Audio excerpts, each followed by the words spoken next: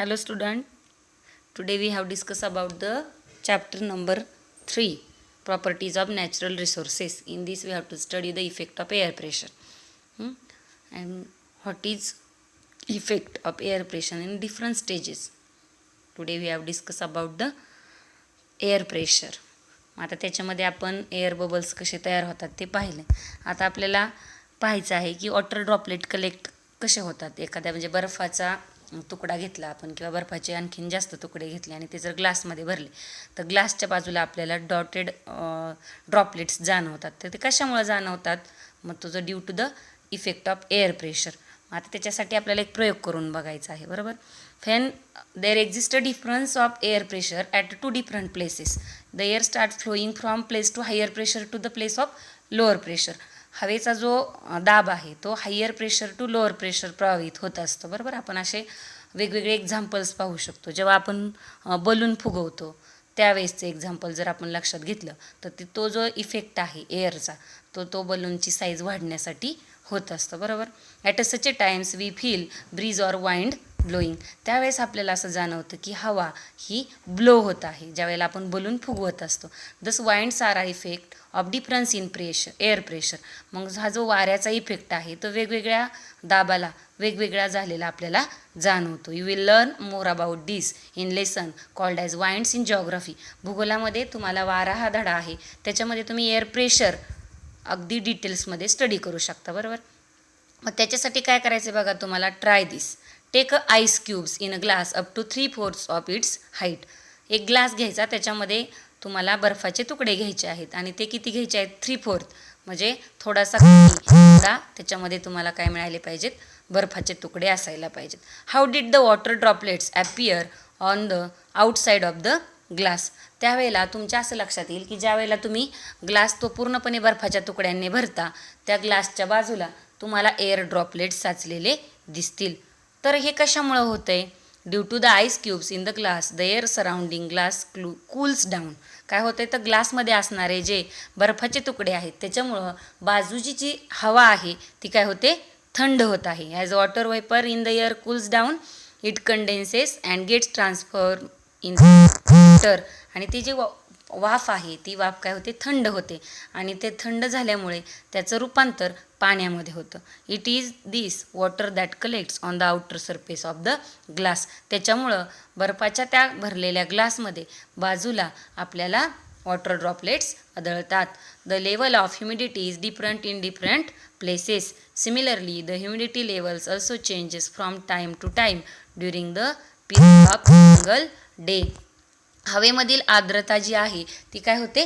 Time to time बदलत असते. अगदी सकाळी सकाळी पहाटे जर बघितलं आपण तर हवेमध्ये जास्त आर्द्रता असते. त्यावेळेला आपल्याला ड्यू पॉईंट ऑब्झर्व होतात. ड्यू पॉईंट म्हणजे दवबिंदू. The level of humidity of air is determined by its capacity to hold water vapour.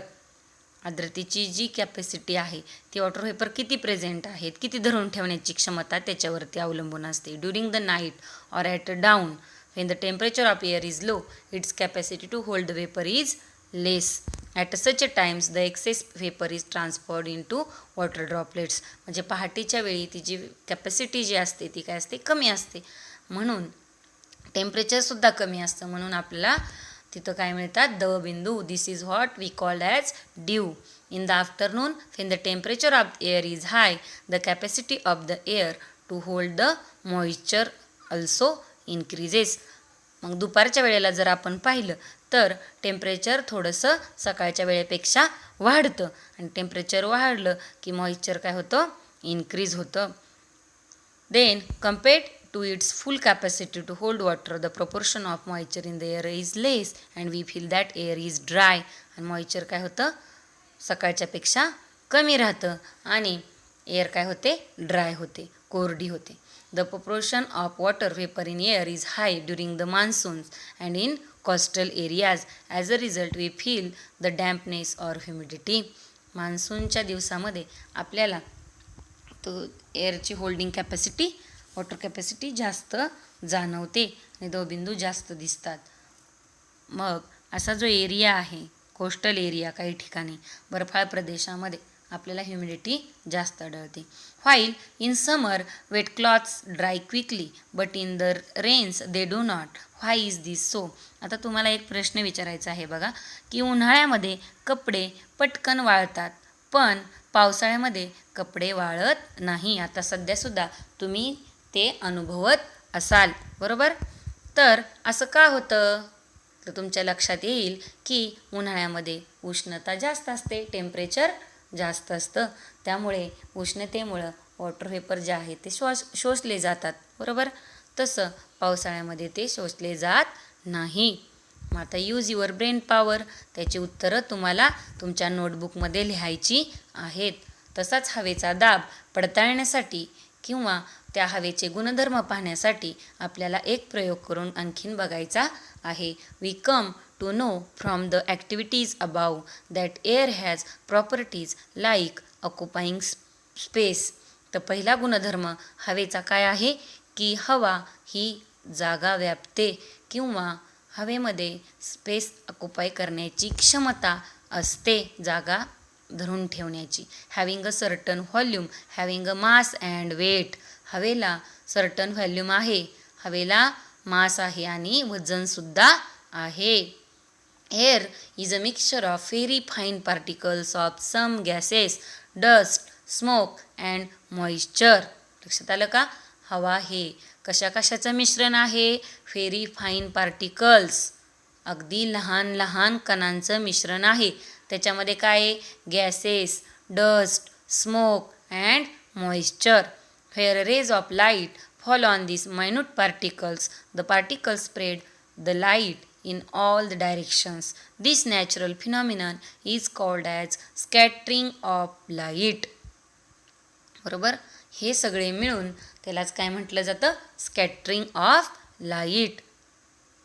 मग प्रॉपर्टीज ऑफ एअरमध्ये एक छोटंसं एक्झाम्पल इथं दिलं आहे बघा. एक बाथ टब घ्या आणि त्या टबमध्ये तुम्ही काय करा? पाणी भरा आणि पाणी भरल्याच्या नंतर एक मोकळी बॉटल घेऊन त्या टबमध्ये तुम्हाला काय करायची आहे? ती तोंडाच्या बाजूने उलटी अशी बुडवायची आहे.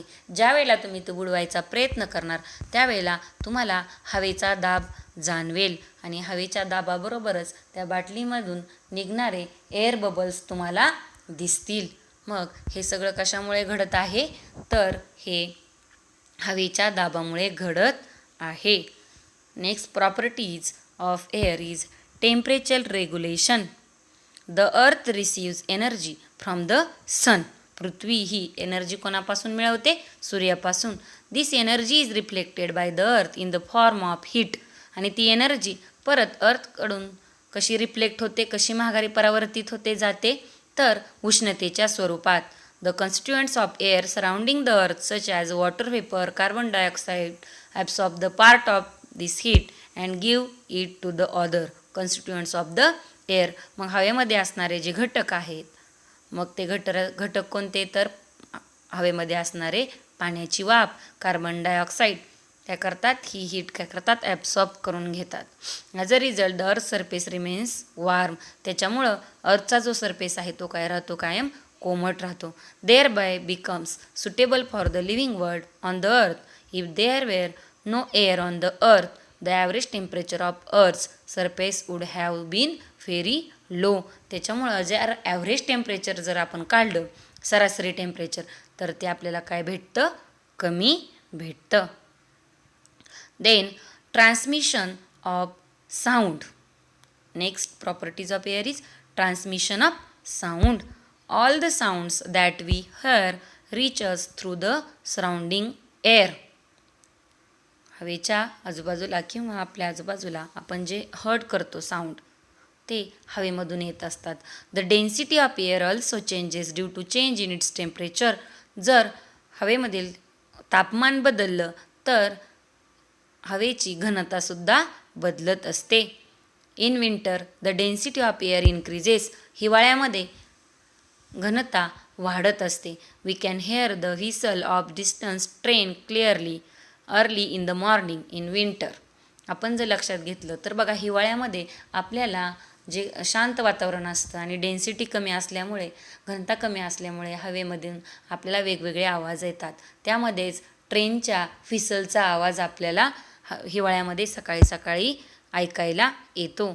Air is useful as a medium for the transmission of sound. हवा हे एक असं माध्यम आहे की त्याच्यामधून ध्वनीची परावर्तनाची क्षमता जास्त होत असते किंवा एका ठिकाणावरून दुसऱ्या ठिकाणी ध्वनी पोचवण्यासाठी हवेची आपल्याला जास्त मदत होते किंवा ते माध्यम जे आहे ते अगदी चांगलं आहे. ठीक आहे, थँक्यू.